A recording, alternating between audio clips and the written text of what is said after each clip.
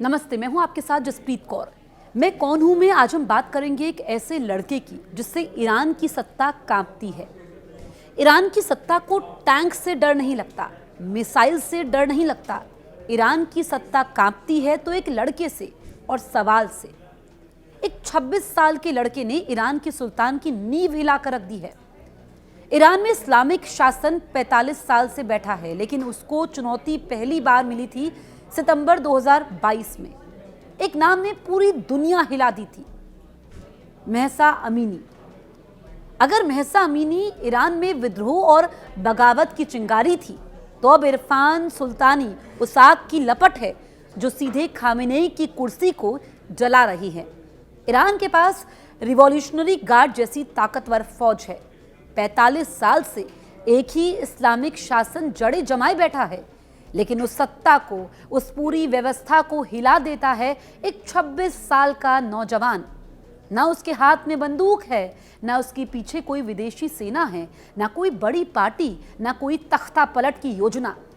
उसके पास है तो बस सवाल पूछने की हिम्मत, आजादी की मांग और डर से इनकार।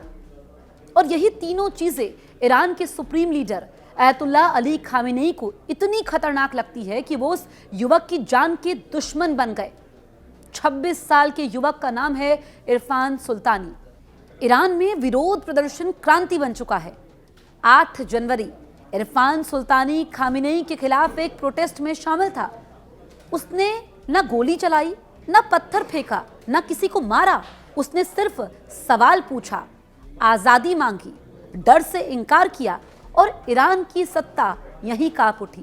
कोई नोटिस नहीं, कोई वारंट नहीं, परिवार को खबर नहीं। इरफान को उठा लिया गया और फिर अचानक बताया गया फांसी की सजा हो चुकी है। इरफान पर लगाया गया आरोप मुहरबे यानी अल्लाह के खिलाफ युद्ध। अब सवाल उठता है कि क्या आजादी मांगना, क्या प्रोटेस्ट करना, क्या सत्ता से सवाल पूछना अल्लाह के खिलाफ युद्ध है, या फिर ये सत्ता के खिलाफ सवाल है जिसे धर्म के नाम पर कुचला जा रहा है। खामेनेई इरफान से क्यों डरते हैं? क्योंकि महसा अमीनी ने महिलाओं को जगा दिया, इरफान सुल्तानी ने युवाओं को जगा दिया। और जब महिलाएं, युवा, मजदूर, छात्र एक साथ जागते हैं तो सत्ता की कुर्सी हिलती है। एक युवक के प्रोटेस्ट ने खामेनेई सत्ता के हाथ पांव फुला दिए। अब कहानी सिर्फ ईरान की नहीं है, अमेरिका देख रहा है।